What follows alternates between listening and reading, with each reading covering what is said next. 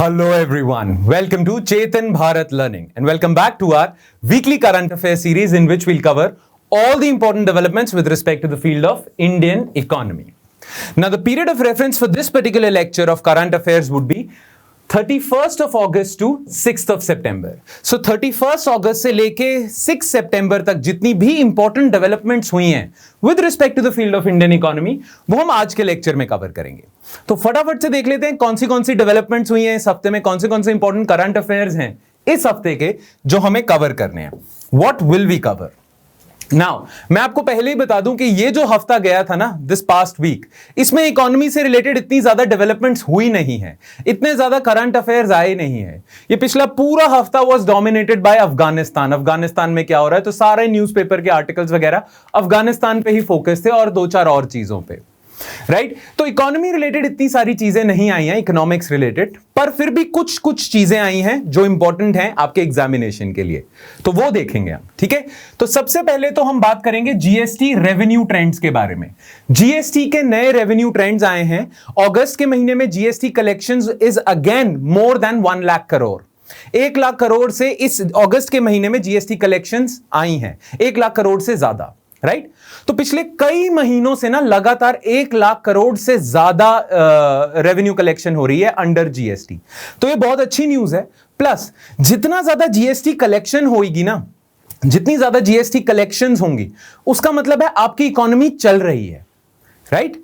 जितने ज्यादा goods and services बनेंगे, जितने ज्यादा गुड्स एंड सर्विसेज ट्रेड होंगे, उतना ही ज्यादा तो जीएसटी लगेगा और उतना ही ज्यादा तो जीएसटी कलेक्ट होगा. Make sense. तो इसीलिए अगस्त के महीने का जो जीएसटी कलेक्शन है, मंथली कलेक्शन देखते हैं. अगस्त के महीने की जो जीएसटी कलेक्शंस है वो again more than 1 lakh crore है, which is a good sign of your economy कि इकोनॉमी रिकवरी पाथ पे है. Alright, then next is new framework for account aggregators. ये अकाउंट एग्रीगेटर्स क्या होते हैं और आरबीआई ने इनसे रिलेटेड ये नया फ्रेमवर्क क्या निकाला है वो देखेंगे. Then code of conduct for committee of creditors. Now, Committee of Creditors जो है, जो Committee of Creditors होती है, it is related to IBC, Insolvency and Bankruptcy Code. जो बिगिनर्स हैं, जिन्होंने अभी हमारे लेक्चर देखने शुरू किए हैं और उन्हें इंसॉल्वेंसी एंड बैंक्रप्सी कोड के बारे में कुछ नहीं पता, आप घबराना मत, आप बस इसे सुन लेना. अगर समझ भी नहीं आता कोई प्रॉब्लम नहीं है, बाद में जब हम ये कवर कर लेंगे अपने लेक्चर्स में इंसॉल्वेंसी एंड बैंक्रप्सी कोड, तो आपको ये न्यूज आइटम भी समझ आ जाएगी. पर जो इंसॉल्वेंसी एंड बैंक्रप्सी कोड एक बार पढ़ चुके हैं वो इसे ध्यान से समझना. ठीक है, ये क्या कोड ऑफ कंडक्ट आया है कमिटी ऑफ क्रेडिटर्स को लेके, क्लियर. और एंड में हमेशा की तरह जैसा हम करते हैं, मैं आपको कुछ एमसीक्यूज दूंगा प्रैक्टिस के लिए और उन एमसीक्यूज के आंसर्स आपने नीचे कमेंट सेक्शन में लिख के बताने हैं. क्लियर, ठीक है. चलो फिर बिना किसी देरी के हम स्टार्ट करते हैं जीएसटी रेवेन्यू ट्रेंड्स पे. ना इससे रिलेटेड 2 आर्टिकल्स आए थे. दोनों आर्टिकल्स अलग अलग एक तरह से बातें कर रहे थे. एक आर्टिकल जो इंडियन एक्सप्रेस में आया था वो कह रहा था कि जीएसटी का रेवेन्यू बहुत अच्छा आया है, this is very good news for the economy. दूसरा आर्टिकल जो हिंदू में आया था वो कह रहा था जीएसटी का रेवेन्यू अच्छा है, this is a good news for the economy, but अभी भी इकोनॉमी बहुत अच्छी नहीं हुई है, there is some room for caution. अभी भी हम क्लियरली ये नहीं कह सकते कि इकोनॉमी बहुत सही चल रही है, अभी भी कुछ चीजें हैं इकोनॉमी में. ये आर्टिकल कह रहा था एक्सप्रेस का बहुत सही है, ये कह रहा था ना अभी भी सारा सही नहीं है. तो दोनों आर्टिकल्स के आर्ग्यूमेंट्स को देखेंगे. पहले देख लेते हैं जीएसटी रेवेन्यू ट्रेंड्स क्या हैं. Okay, what's in the news. देखो, एक बात आपको पता होनी चाहिए, जो जीएसटी की रेवेन्यू कलेक्शंस आती है ना, वो पिछले वो 1 महीने पुराने इकोनॉमिक एक्टिविटी के बारे में बताती है. फॉर एग्जाम्पल, मैंने जुलाई के महीने में कुछ गुड्स एंड सर्विसेज बेचे, उससे मैंने जीएसटी कलेक्ट करा और वो जो जीएसटी कलेक्ट होगा ना वो मैं अगस्त में पे करूंगा, है ना. जुलाई के महीने में मैंने जितनी भी ट्रांजैक्शंस करी हैं उससे रिलेटेड जितना भी जीएसटी मैं गवर्नमेंट को मुझे देना है, राइट. जो भी प्रोड्यूसर्स हैं, जितने भी ये ट्रेडर्स हैं जिन्होंने जीएसटी पे करना होता है, वो जुलाई के महीने में जितने भी काम करेंगे उस सबकी रिटर्न फाइल करेंगे और जीएसटी पे करेंगे अगस्त में. तो अगस्त का जो डेटा होगा ना जीएसटी कलेक्शन का, वो रिफ्लेक्ट करेगा कि जुलाई में कितनी इकोनॉमिक एक्टिविटी हुई है. ये ध्यान रखना इस चीज का, क्योंकि जीएसटी आप 1 महीने बाद पे करते हो, तो अगस्त में अगर गवर्नमेंट कह रही है कि बहुत ज्यादा जीएसटी कलेक्शन हुई है, इसका मतलब है कि जुलाई में इकोनॉमिक एक्टिविटी बहुत ज्यादा हुई है. 1 महीने का लैग रहता है. राइट?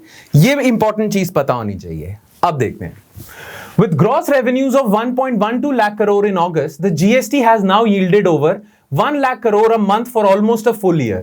पिछले एक साल में लगातार हर महीने 1 लाख करोड़ से जीएसटी का रेवेन्यू आ रहा है। एक दो एक्सेप्शंस हैं, जैसे जून के महीने में जो जीएसटी का रेवेन्यू था वो 93,000 करोड़ था, which is less than 1 lakh crore, है ना? पर पिछले एक साल में हर महीने मोर देन 1 लाख करोड़ का रेवेन्यू कलेक्ट हो रहा है, विच मींस कि जीएसटी से रेवेन्यू बहुत जनरेट हो रहा है और इकोनॉमिक एक्टिविटी रोबस्ट है। Clear? The only blip in past 11 months came in June when takings fell below 93,000 crore. जून के महीने में 93,000 करोड़ हो गया था आपका जीएसटी कलेक्शन, है ना? और अगर जून के महीने में आपकी collection less than 1 lakh crore है, तो जून के महीने की कलेक्शंस किस महीने के बारे में बताएगी? एक महीना पिछला, जो एक महीने पहले की इकोनॉमिक एक्टिविटी के बारे में। तो अगर जून के महीने में जीएसटी कलेक्शंस कम थी, दैट मींस मई के महीने में इकोनॉमिक एक्टिविटी खराब चल रही थी, और वो तो हम जानते हैं क्यों चल रही थी। सेकेंड वेव अपने फुल फ्लो पे थी उस टाइम पे, लॉकडाउन लगे हुए थे, तो इसलिए जून की कलेक्शंस कम थी। क्लियर? जुलाई में कलेक्शंस रिकवर हुई, अगस्त में फिर रिकवर हुई। Compared to those lows, the August collections are 30% higher and also 14% above pre-pandemic levels of 2019-20. 2019-20 में जब पैंडेमिक आया नहीं था, उस समय का जो अगस्त का महीना था उसमें भी इतनी जीएसटी कलेक्शंस नहीं हुई थी जितनी इस महीने हुई हैं। तो पैंडेमिक आने से पहले जो अगस्त का महीना था उसमें जितनी जीएसटी कलेक्शंस थी वो इस बार के अगस्त के महीने में 14% ज्यादा है। Clear? While revenues from domestic transactions were up by 27%, key industrial states saw faster growth, including Karnataka, Tamil Nadu and Maharashtra. ये जो इंडस्ट्रियल स्टेट्स हैं, कर्नाटका, तमिलनाडु, महाराष्ट्र, इनमें और कलेक्शंस बढ़ी हैं। Going forward, the government expects a robust GST revenue to persist. Most economists agree that may be the case. ठीक है? Government अब ऑप्टिमिस्टिक है कि आने वाले समय में और बढ़ोतरी होगी जीएसटी रेवेन्यूज में, विच मींस कि और ज्यादा इकोनॉमिक एक्टिविटी रिकवर करेगी। ऑलराइट? नाउ ये जो डेटा आया है, ये इस डेटा से आपको पता चलता है कि इकोनॉमिक रिकवरी अच्छी चल रही है। तो इकोनॉमिक रिकवरी अच्छी चल रही है, इसके और क्या क्या साइंस आए हैं, तभी आप कह पाओगे ना कि जीएसटी रेवेन्यू बढ़ रहा है और इकोनॉमिक रिकवरी बढ़ रही है। यही रीजन है जीएसटी के बढ़ने का, इकोनॉमिक रिकवरी, है ना? ये आप तभी कह सकते हो अगर आप इकोनॉमिक रिकवरी को इंडिविजुअली भी देखोगे।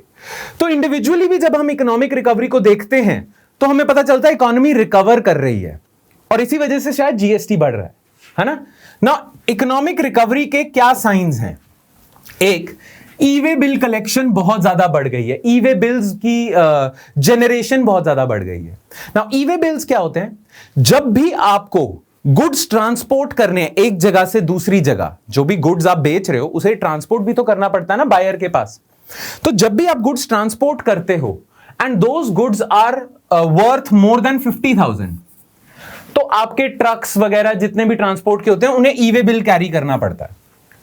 50,000 से ज्यादा के गुड्स जब ट्रांसपोर्ट होंगे तो इन्हें ई-वे बिल कैरी करना पड़ेगा ना। अभी हमने देखा था रिसेंटली अगस्त और जुलाई में कि ई-वे बिल जनरेशन बहुत ज्यादा बढ़ गई। इसका मतलब बहुत सारे गुड्स ट्रांसपोर्ट हो रहे हैं, इसका मतलब बहुत सारे गुड्स ट्रेड हो रहे हैं, तो ये आपकी इकोनॉमिक एक्टिविटी चल पड़ी है। तो एक तो ये रीजन है। देन जीडीपी का भी डेटा आया है फॉर फर्स्ट क्वार्टर। ना आप जानते हो जो आपकी जीडीपी होती है वो या तो आप ईयर ऑन ईयर निकालते हो, ईयर ऑन ईयर का मतलब या तो हर एनुअल जीडीपी निकालते हो, एक आप क्वार्टरली फिगर्स भी निकालते हो कि हर क्वार्टर की जीडीपी, एक पूरे साल की जीडीपी हर क्वार्टर की। ना 1 quarter is equal to 3 months, और एक साल में 4 क्वार्टर होते हैं। तो जो फर्स्ट क्वार्टर था ना इस साल का, which was April to June quarter 2021 का, इसमें आपकी जीडीपी बढ़ी है बाय 20%। तो अप्रैल जून क्वार्टर जो आपका था उसमें आपकी जीडीपी ग्रोथ हुई है 20% की। इसका मतलब है कि 2020 में जो आपका अप्रैल जून क्वार्टर था, 2020 का अप्रैल जून क्वार्टर था, उसमें जितनी जीडीपी बढ़ी थी इस साल के अप्रैल जून क्वार्टर में उससे 20% ज्यादा है जीडीपी। यानी कि अगर अप्रैल जून क्वार्टर में पिछले साल आपने 100 रुपए के गुड्स एंड सर्विसेज बनाए थे, तो इस साल के अप्रैल जून क्वार्टर में आपने 120 बनाया, विच इज वेरी नाइस कि आपकी GDP growth rate first quarter में 20% की आई है। क्लियर? पर इसका ना एक कारण बताया जा रहा है, बहुत ज्यादा खुश होने की जरूरत नहीं है कि डबल डिजिट ग्रोथ हो गई 20%। इसका कारण है low base effect. And now I am hoping आपको बेस इफेक्ट पता है। लो बेस इफेक्ट की वजह से जीडीपी हमें ज्यादा दिख रही है। मतलब कि पिछले साल का जो अप्रैल जून था ना, वो कोविड-19 लॉकडाउन का साल था। पिछले साल का अप्रैल जून में लॉकडाउन अभी फ्रेश लगा था, राइट? उस साल के फर्स्ट क्वार्टर में इकोनॉमिक एक्टिविटी बिल्कुल ही नीचे गिर गई थी, बहुत ज्यादा कॉन्ट्रैक्ट कर गई थी, राइट? तो जब आपकी जीडीपी बहुत ज्यादा नीचे हो जाती है और अब इस साल आपकी जीडीपी नॉर्मल आ गई है, राइट? फिर भी जब हम पिछले साल से कंपेयर करते हैं तो हमें ज्यादा दिखती है। इसे बेस इफेक्ट कहते हैं।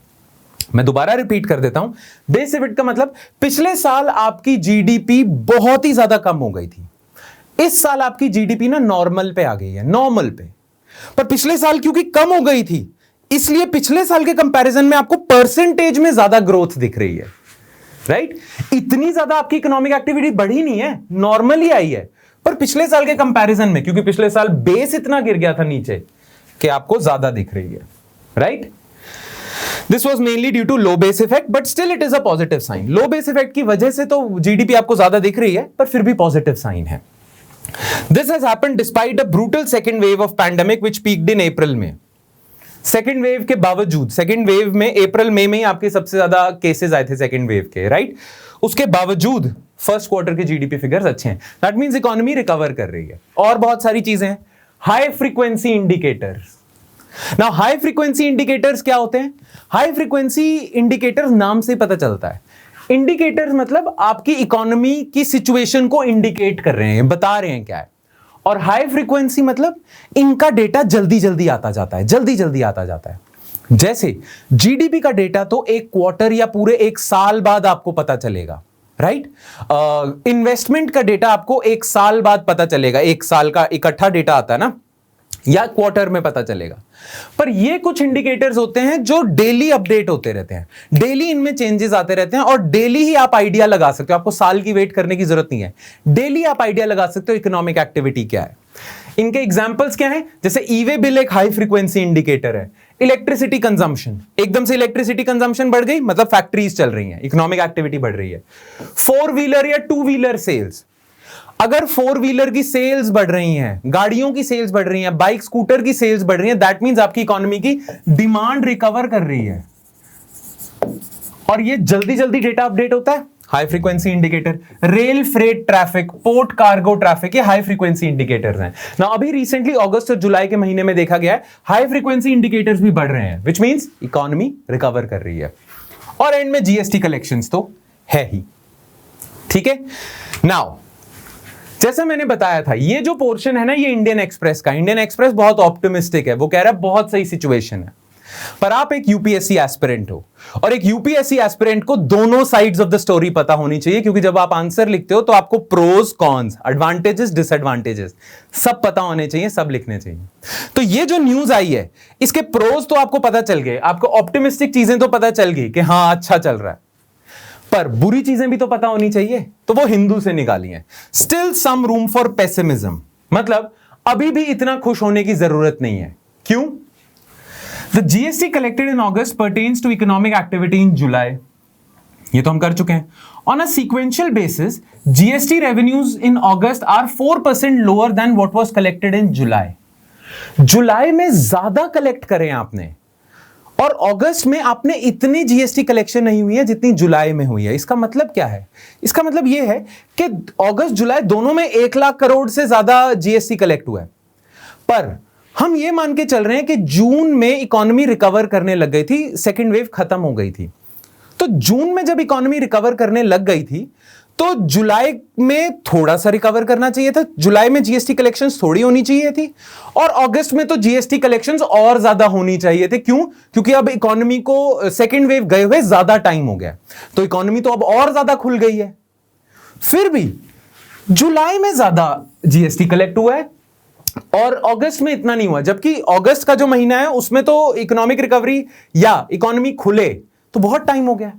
दैट मीन्स अभी भी कुछ ऐसी चीजें हैं जो इकोनॉमी को रोक रही हैं, right? Then, at the start of GST regime for 4 years, it had 6.6 million taxpayers. अच्छा, एक और चीज, दो कारण बताए जा रहे हैं जीएसटी बहुत ज्यादा बढ़ने के। दो कारण बताए जा रहे हैं। एक कारण है कि इकोनॉमिक रिकवरी हो रही है, ठीक है। दूसरा कारण है टैक्स इवेजन पे गवर्नमेंट ने बहुत ज्यादा स्ट्रिक्ट मेजर्स ले लिए हैं। जो लोग जीएसटी की चोरी करते थे, जो जीएसटी पे नहीं करते थे, जीएसटी टैक्स इवेड करते थे, उन पे अच्छा खासा क्रैकडाउन करा है। इस वजह से टैक्स बेस बढ़ गया। अब ज्यादा से ज्यादा लोग टैक्स दे रहे हैं, ज्यादा से ज्यादा लोग जीएसटी के एम्बिट में आ गए हैं और बहुत सारे पीपल आर फोर्स्ड टू पे जीएसटी, क्योंकि अब वो इवेड नहीं कर सकते। तो इस वजह से जीएसटी कलेक्शन बढ़ रही है। पर ये जो हिंदू का आर्टिकल है, ये इस रीजन को कटघरे में खड़ा करता है। ये क्या बोलता है? कहता है जब जीएसटी स्टार्ट हुई थी ना, तब 6.6 मिलियन जीएसटी टैक्स पेयर्स थे। On GST day this July, इस साल का जो जुलाई है, the finance minister said this had risen to 12.8 million.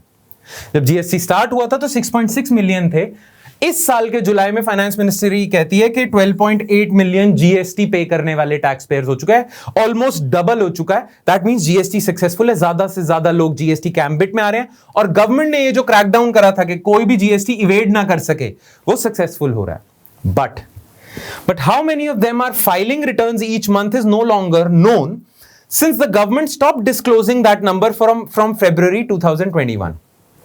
ये फाइनेंस मिनिस्ट्री ने ना बता दिया आपको जुलाई में, पर फरवरी इस साल से पहले ना हर महीने गवर्नमेंट आपको बताती थी कि कितने लोग जीएसटी दे रहे हैं। फरवरी के बाद गवर्नमेंट ने वो डेटा पब्लिश करना बंद कर दिया है, तो हमें नहीं पता, वेरीफाई भी नहीं कर सकते कि गवर्नमेंट का ये नंबर कैसा है, सही है और कैसे ग्रोथ हो रही है। तो हमें ये नहीं पता कि गवर्नमेंट ने जो रीसेंट क्रैकडाउन करा टैक्स इवेजन पे, उसका रिजल्ट आ भी रहा है, क्योंकि फेब के बाद तो गवर्नमेंट ने वो डेटा पब्लिश करना ही बंद कर दिया कि कितने टैक्स पेयर्स हैं। तो ये एक चीज है। Therefore, it would be wise to restore and enhance the quality of data disclosures to get a better idea of the situation and the impact of government measures. तो गवर्नमेंट को ये जो बंद कर दिया था फरवरी में, वो दोबारा रीस्टार्ट कर देना चाहिए, ठीक है। और एंड में ये कंक्लूजन है, आप खुद ही पढ़ लेना, या आंसर्स में काम आएगी कि गवर्नमेंट को क्या करना चाहिए। ओके, चलो अब हम आ जाते हैं नेक्स्ट आइटम पे, which is new framework for account aggregators. इसका आया था आपका इंडियन एक्सप्रेस में, देखते हैं इस न्यूज में क्या है और ये क्या होते हैं account aggregators. What's in the news, पहले ये देख लेते हैं। On September 2, 8 of India's major banks, SBI, ICICI, Axis वगैरह वगैरह, joint account aggregator network that will enable customers to easily access and share their financial data. The framework, which has been under discussion since 2016 and in the testing phase for some time, will now be open to all customers. ठीक है? The AA framework was created through an inter-regulatory decision by RBI and other regulators, including और financial regulators है ना, SEBI, insurance sector का IRDA है, pension sector का PFRDA है, and Financial Stability and Development Council. The license for AA is issued by RBI and the financial sector will have many AAs. Now, account aggregator एक ना NBFC होती है। Account aggregator एक financial entity होती है जिसे RBI पे register करना पड़ेगा। Now, ये account aggregators होते कौन है, पहले वो देख लेते हैं, तभी हमें समझ आएंगी ये दोनों statements. Alright? Now, who are account aggregators? According to RBI, an account aggregator is a non-banking financial company, NBFC है, engaged in the business of providing under a contract the service of retrieving or collecting financial information pertaining to its customer. Now ध्यान से सुनना, account aggregators क्या होते हैं? For example, मेरे ना multiple bank accounts हैं, ठीक है, बहुत सारे बैंक अकाउंट्स हैं। अब मैं ना एक पर्टिकुलर बैंक के पास जाता हूं और उसको बोलता हूं कि मुझे लोन दे दो। लेट्स सपोज मैं एसबीआई के पास जाता हूं और मैं बोलता हूं मुझे लोन दे दो। ना एसबीआई ऐसे ही मेरे कहने पे लोन नहीं देगा। एसबीआई को ना बहुत सारी वेरिफिकेशन करनी पड़ेगी कि ये इंसान ठीक है, ये कौन है, इसके नो योर कस्टमर गाइडलाइंस हैं, प्लस क्या इसने पहले किसी और बैंक से लोन लिया हुआ और उस पर डिफॉल्ट कर दिया। ऐसा हो सकता है कि मैंने पहले इंडियन बैंक से लोन किया था और उनका लोन अभी तक चुकाया नहीं है और अब एसबीआई के पास चला गया, तो एसबीआई को तो कोई आइडिया नहीं है कि मैं कौन हूं, क्या मैं डिफॉल्टर इंसान हूं कि जो लोन लेता और चुकाता नहीं है, तो एसबीआई मुझे लोन नहीं देगा। तो एसबीआई को भी इंफॉर्मेशन मेरी सारी चाहिए, मेरी सारी फाइनेंशियल ट्रांजैक्शंस की इंफॉर्मेशन चाहिए, मेरे डिफरेंट अकाउंट्स में कितना बैंक बैलेंस है। कई बार आपको लोन नहीं मिलता अगर आपका बैंक में जीरो बैलेंस है, क्योंकि बैंक को डर होता है देगा कैसे वापस। पर अगर मेरे मल्टीपल अकाउंट्स हैं और उन मल्टीपल अकाउंट्स की भी इंफॉर्मेशन एसबीआई के पास चली जाए कि ये इंसान ठीक है, इसका एसबीआई के अकाउंट में जीरो बैलेंस है पर इसका बाकी अकाउंट्स में ठीक ठाक बैलेंस है, इसको लोन दे दो, ये पैसे पे कर देगा ना। ये सारे प्रोसेस में लगता था टाइम, जब एसबीआई को वेरिफिकेशन करनी पड़ती थी डिफॉल्ट की, अकाउंट्स की, ये सारी। अगर मैं ऐसा कर दूं कि हर एक कस्टमर की सारी financial information with different banks एक अकाउंट एग्रीगेटर के पास रख दूं, एक कंपनी है जिसके पास मैक्सिमम कस्टमर्स की सारी फाइनेंशियल इंफॉर्मेशन एग्रीगेटेड फॉर्म में है, एग्रीगेटेड फॉर्म में पड़ी हुई है, ठीक है, सारा है कि सारे अकाउंट्स में मेरा क्या बैलेंस शीट है, मेरे क्या पासबुक का क्या सिस्टम है, मेरी रिटर्न क्या है, मेरी कौन सी कंपनी है, वगैरह वगैरह वगैरह सारी इंफॉर्मेशन है। तो अब ना मैं एसबीआई से लोन लेने जाऊंगा, ठीक है, एसबीआई को ना बड़ा कंबरसम प्रोसीजर फॉलो नहीं करना पड़ेगा। एसबीआई मेरा आईडी लेके इस अकाउंट एग्रीगेटर के पास जाएगा, इस अकाउंट एग्रीगेटर से पूछेगा कि सारी इंफॉर्मेशन दो इसकी, ये अकाउंट एग्रीगेटर सारी इंफॉर्मेशन दे देगा और सारा बता देगा कि ये ठीक सेफ इंसान है और मुझे लोन पास हो जाएगा। इतना लंबा टाइम लगाने की जरूरत ही नहीं, फटाफट हो जाएगा। इससे कस्टमर एक्सपीरियंस बेटर होगा, लोन जल्दी सैंक्शन होंगे, बैंक्स की भी कॉस्ट कम होगी। पहले एक लोन पास करने के लिए बैंक को कितनी मशक्कत करनी पड़ती थी और एक इंसान को भी करनी पड़ती थी, अब जल्दी हो जाएगा। तो बैंकिंग सिंपल हो जाएगी, इजी हो जाएगी, क्योंकि फाइनेंशियल डेटा अवेलेबल होगा। क्लियर? और कस्टमर को भी अगर अपना डेटा निकालना है, कस्टमर को भी अगर चेक करना है कि मेरे कितने अकाउंट्स हैं, मेरे कितने कंपनी के अकाउंट्स हैं, मेरे क्या प्रॉफिट एंड लॉस स्टेटमेंट्स हैं, मेरे क्या स्टेटमेंट है, मैंने टैक्स भरना है तो डिफरेंट अकाउंट्स की स्टेटमेंट्स वगैरह चाहिए, तो वो एक गो में मुझे मिल जाएगी, यहां से कस्टमर को भी मिल जाएगी। तो कस्टमर का एक्सपीरियंस भी अच्छा है, उसके अपने काम भी हो रहे हैं, बैंक का भी अच्छा काम हो रहा है, बैंक की भी कॉस्ट कम हो रही है, राइट? तो ये होते हैं आपके। नाउ ये लोग ना बहुत मेजर लेवल का डेटा हैंडल करेंगे, फाइनेंशियल डेटा, तो डेटा प्राइवेसी तो होनी चाहिए। तो उसके लिए the architecture of AA is based on data empowerment and protection architecture. ये कैसा आर्किटेक्चर है जिससे डेटा प्राइवेसी का ख्याल रखा जाएगा, ठीक है? तो ये चीजें हैं। What is an account aggregator, ये आप पढ़ लेना। इससे बस एक चीज ध्यान रखना जो मैं यहां डिस्कस कर लेता हूं कि ये जो अकाउंट एग्रीगेटर का है ना, इसका 3 टियर स्ट्रक्चर होगा। एक होगा financial information provider. Financial information provider is the data fiduciary which holds customer data. इस एफआईपी पे डेटा पड़ा होगा आप सबका। देन होगा एक फाइनेंशियल इंफॉर्मेशन यूजर, ये वो इंसान होगा जो फाइनेंशियल इंफॉर्मेशन यूज करेगा, जो अकाउंट एग्रीगेटर के पास इंफॉर्मेशन पड़ी हुई है उसे यूज करेगा। जैसे फॉर एग्जांपल ये एफआईपी है, इसके पास सारे कस्टमर्स का डेटा है, और ये एक बैंक है जिसको ये डेटा चाहिए, ठीक है? तो इस केस में बैंक हो जाएगा आपका एफआईयू, फाइनेंशियल इंफॉर्मेशन यूजर, ठीक है?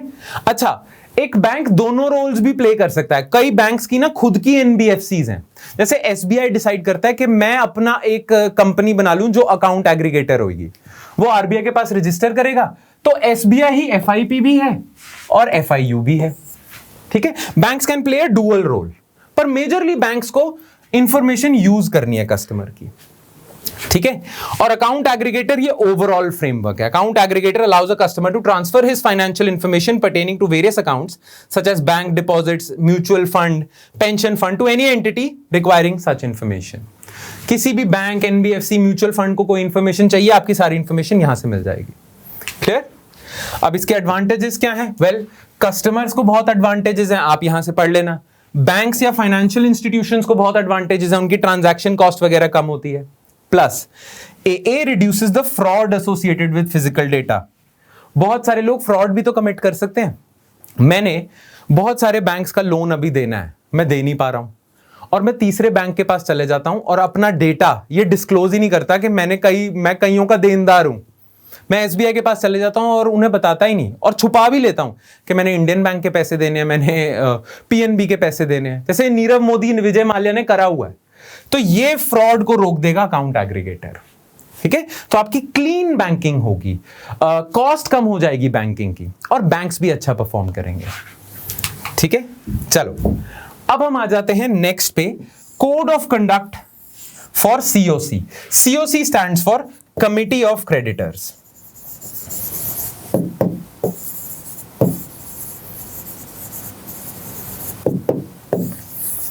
नाउ कमिटी ऑफ क्रेडिटर्स कौन होते हैं, ध्यान से सुनना।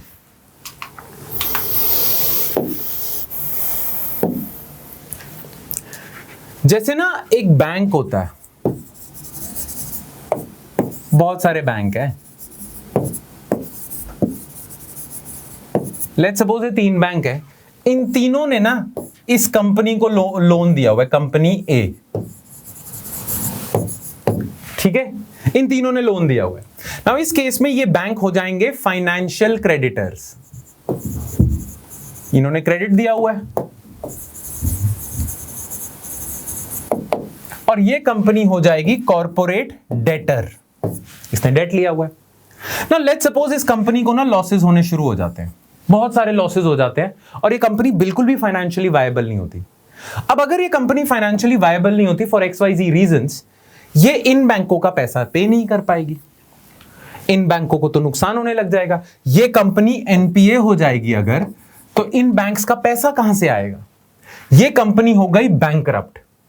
अब ये बैंक अपना पैसा कैसे रिकवर करेंगे, तो उसके लिए आपने एक्ट निकाला था इंसॉल्वेंसी एंड बैंकरप्सी कोड। ये मैं ब्रीफ आपको ओवरव्यू दे रहा हूं, ये ब्रीफ इंट्रोडक्शन के बाद ही आप ये कमिटी ऑफ क्रेडिटर्स समझ पाओगे। नाउ इससे पैसा रिकवर करने के लिए जो NPA हो चुका है, इस बैंकरप्ट एसेट को, इस बैड कॉर्पोरेट डेटर को रिजॉल्व करने के लिए है इंसॉल्वेंसी एंड बैंकरप्सी कोड।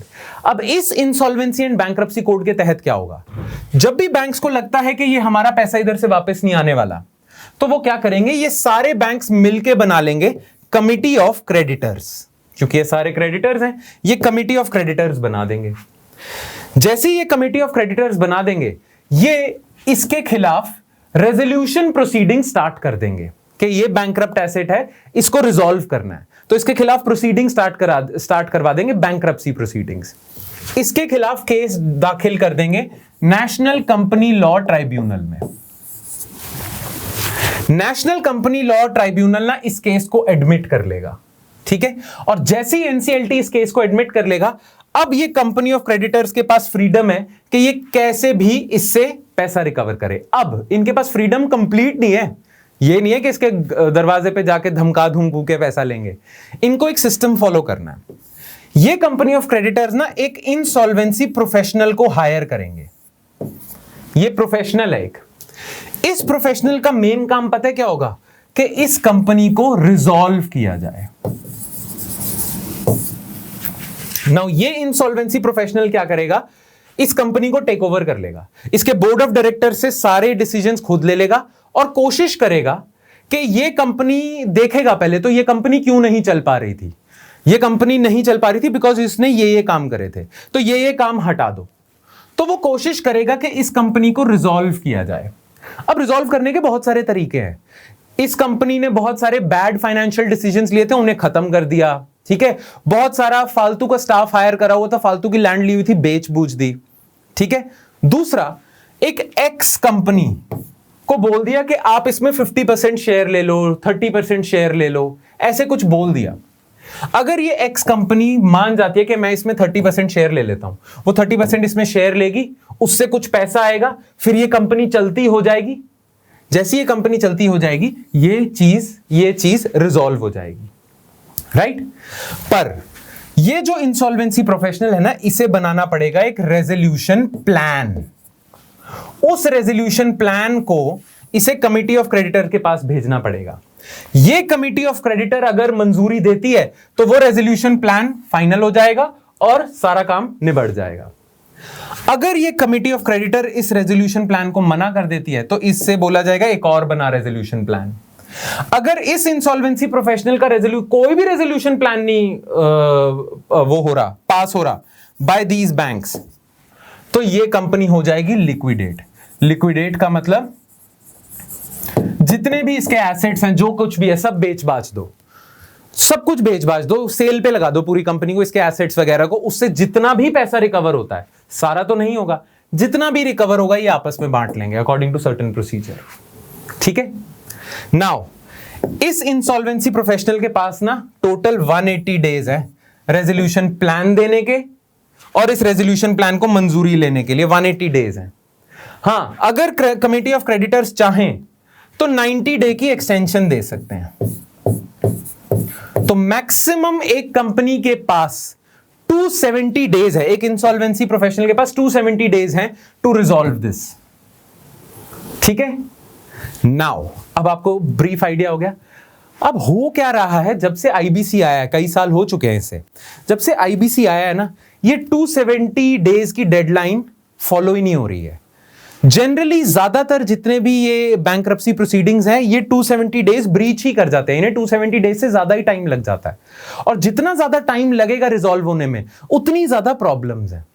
जल्दी हो जाना चाहिए, नहीं तो कोर्ट में केस फंसा रहता है ना एनसीएलटी के पास, तारीख पे तारीख पेंडेंसी बढ़ती रहती है, तो ये ना जल्दी रिजॉल्व नहीं हो पा रहे हैं। और जब इन्वेस्टिगेट किया गया तो आपको पता चला कि ये जल्दी इसलिए नहीं रिजॉल्व हो रहे क्योंकि ये कमिटी ऑफ क्रेडिटर्स अच्छे से फंक्शन नहीं कर रही है। तो इसीलिए आरबीआई ने सोचा कि एक ना कोड ऑफ कंडक्ट निकाला जाए, उस कोड ऑफ कंडक्ट को फॉलो करना पड़ेगा इस कमिटी ऑफ क्रेडिटर्स की मेंबर्स को। अच्छे से अगर वो इस कोड ऑफ कंडक्ट को फॉलो करेंगे तभी ही कोई कंपनी 270 डेज में रिजॉल्व हो जाएगी। तो ताकि जल्दी रेजोल्यूशन हो सके, इसीलिए कमिटी ऑफ क्रेडिटर्स के मेंबर्स के बिहेवियर कैसा होना चाहिए, क्या गाइडलाइंस होनी चाहिए, वो है कोड ऑफ कंडक्ट। ऑलराइट, सो पहले what is a committee of creditors, ये हम कर चुके हैं, अभी मैंने आपको समझा दिया पूरा। ठीक है, ये होते हैं। Then under IBC, the COC composed of financial creditors to corporate debtor, वो company, is empowered to take key decisions, including decisions on haircut for creditors. Haircut for creditors मतलब, let's suppose कोई कंपनी ने मेरे bank को 100 रुपए देने हैं, वापस करने हैं। अब मुझे पता है वो कंपनी 100 रुपए वापस नहीं कर पाएगी, वो जो कंपनी है उसको मैंने लोन दिया था और उस लोन की अमाउंट उसने मुझे वापस करनी है, वो नहीं वापस कर पाएगी, तो मैं कुछ लोन का अमाउंट माफ कर देता हूं कि तू इतने तो दे चल, उसे हेयर कट कहते हैं। जैसे 100 की जगह मैं कहूंगा 60 रुपीज वापस कर दो, उसे हेयर कट कहेंगे। That are binding on all stakeholders. The CoC is also empowered to seek and choose the best resolution plan. Again, insolvency professional जो रेजोल्यूशन प्लान देगा, इसकी फ्रीडम पे है ये उसे चूज करता है या नहीं। ठीक है। नाउ हाँ, एक और चीज मैं बताना भूल गया, ये जितने भी इंसॉल्वेंसी प्रोफेशनल्स हैं और इंसॉल्वेंसी प्रोफेशनल्स की जो एजेंसीज हैं, इन सबको रेगुलेट करने के लिए आपने बनाया था insolvency and bankruptcy board of India. ये रेगुलेट करेगा, इन्हें रेगुलेट करेगा, जज नहीं करेगा, सिर्फ रेगुलेट करेगा कि ये इंसॉल्वेंसी प्रोफेशनल्स की मिनिमम क्वालिफिकेशन क्या होनी चाहिए, इनके पास क्या सर्टिफिकेशन होनी चाहिए, ये सारी चीजें। तो ये रेगुलेटर है। जैसे डॉक्टर्स को रेगुलेट करने के लिए मेडिकल काउंसिल ऑफ इंडिया है ना, कि आपको कोई भी डॉक्टर ऐसी प्रैक्टिस स्टार्ट नहीं कर सकता, उसे सर्टिफिकेट चाहिए होता है कि वो सर्टिफाइड डॉक्टर है वगैरह वगैरह, है ना। वैसे ही इंसॉल्वेंसी प्रोफेशनल्स के लिए IBBI noted that a code of conduct for COCs would promote transparent and fair working on the part of COCs. ठीक है, ये आईबीबीआई नहीं बोला था कि कोड ऑफ कंडक्ट निकालना पड़ेगा, वरना ये आईबीसी को हमने सोचा तो था कि इससे जल्दी रेजोल्यूशन होगी 270 डेज में, पर नहीं हो पा रही है, इनका कोड ऑफ कंडक्ट निकालना पड़ेगा। अब इस कोड ऑफ कंडक्ट की इंपॉर्टेंस क्या है? The IBBI noted that a code of conduct for COCs would promote transparent and fair working. Several cases in which certain lenders have withdrawn funds from CD, corporate debtor, undergoing insolvency proceedings and have contributed to delays. इनके actions की वजह से इन्होंने क्या कर लिया, कुछ banks है ना, उन्होंने प्राइवेटली जाके ना उस कॉर्पोरेट डेटर से कुछ पैसा ऐसे ही रिकवर कर लिया, बिना कमिटी में आएगा बात करे, राइट, ऐसी डीलिंग कर ली बैक, तो उससे और डिले हो जाता है। तो जितना ज्यादा डिले होगा उतने ज्यादा रेजोल्यूशन के चांसेस कम होते हैं, क्योंकि कंपनी की वैल्यू कम होने लग जाती है ना, कोई खरीदने को रेडी नहीं होएगा।